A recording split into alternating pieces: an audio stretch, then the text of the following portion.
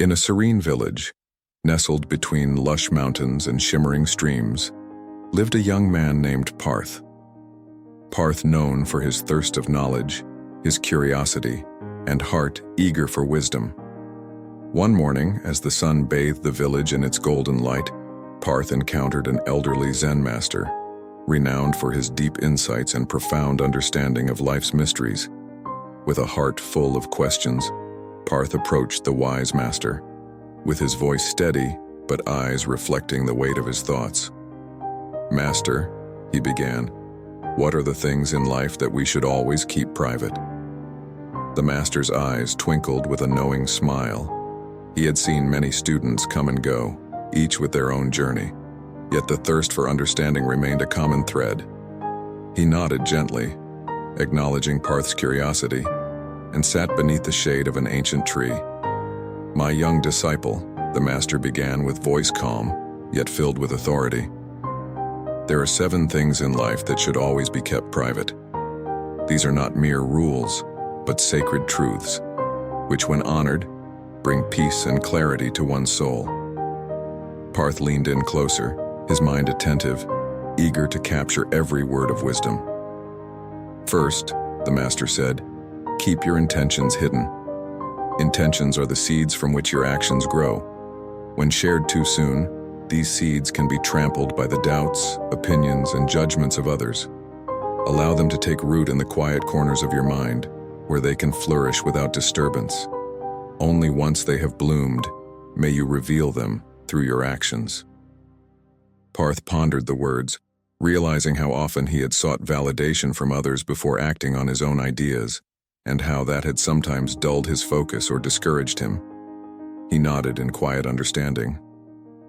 "Second," the master continued, "keep your goals close to your heart. Your personal goals are your own.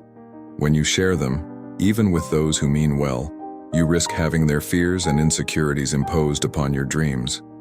Keep your goals close to your heart, and pursue them with unwavering focus, free from the distractions and expectations of others." Parth thought of all the times he had spoken of his dreams, only to be met with skepticism or unsolicited advice. He now saw the power in nurturing his goals in silence, letting his actions speak for him. The master's voice softened as he moved to the third lesson. "When you perform acts of charity or kindness, do so in private. True compassion comes from a place of selflessness, and when done with the expectation of recognition or praise, it loses its purity. Let your kindness flow quietly, like a river that nourishes the earth without ever asking for thanks." A wave of realization washed over Parth. He had often performed good deeds while secretly hoping others would notice. Now, he understood that the greatest acts of kindness are those that remain unseen. Fourth, keep your training and practice private, whether it is in martial arts, meditation, or any discipline you pursue. Seeking approval or boasting about your progress distracts from the true purpose of your journey. Focus on self-improvement, not external validation, and your progress will be genuine. Parth reflected on the times he had sought approval from others, thinking it would validate his efforts. But the master's words made it clear that growth comes from within, and true mastery requires humility. The master paused briefly, his gaze turning to the distant horizon. "Fifth," he said, "the matters within your family should remain private. Family is sacred, and the bond you share with them is not something to be paraded in front of the world. Handle your family's affairs with discretion and protect the intimacy of those relationships." Parth's thoughts drifted to his own family. He realized that while he had often shared details of their lives with friends or outsiders, some things were meant to stay within the walls of their home. The sanctity of family was something to be cherished and protected. "Sixth," the master continued, "keep your wealth and possessions private.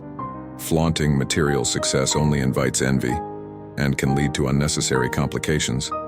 True wealth is found in humility, and by keeping your abundance to yourself, you protect both your peace and your prosperity." Parth reflected on how often he had admired others' possessions or felt the need to display his own successes. But now, he understood the peace that came with living modestly, without the need for outward displays of wealth. Finally, the master's voice grew even softer, as if he was about to reveal a sacred truth. Seventh and most important, when you experience profound spiritual growth, keep it private. Spiritual experiences are deeply personal and are meant to guide your own path. Sharing them prematurely can dilute their significance.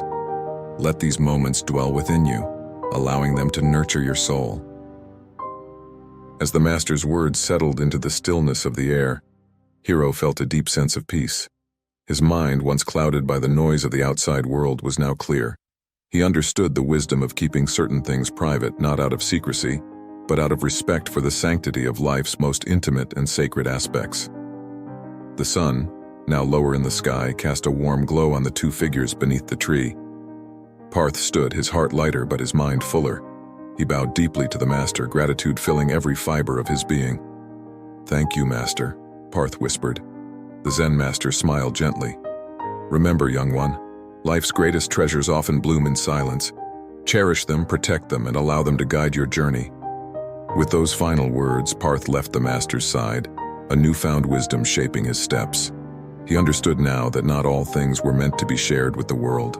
Some truths were meant to unfold in the quiet recesses of the heart, where they could grow and flourish in their purest form. As Parth walked back to his village, he knew that he would carry these lessons with him, guarding the sacred aspects of his life with respect and reverence.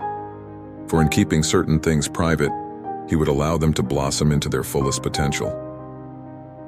Moral conclusion: some of life's most precious aspects, our intentions, goals, kindness, discipline, family, wealth, and spiritual experiences, are best kept private.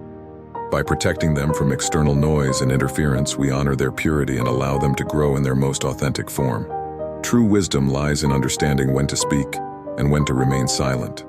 If you enjoyed the information I shared, leave a comment, like the video, and if you are new here, subscribe to the channel to keep learning. Until the next video, may you always be blessed with abundance and prosperity.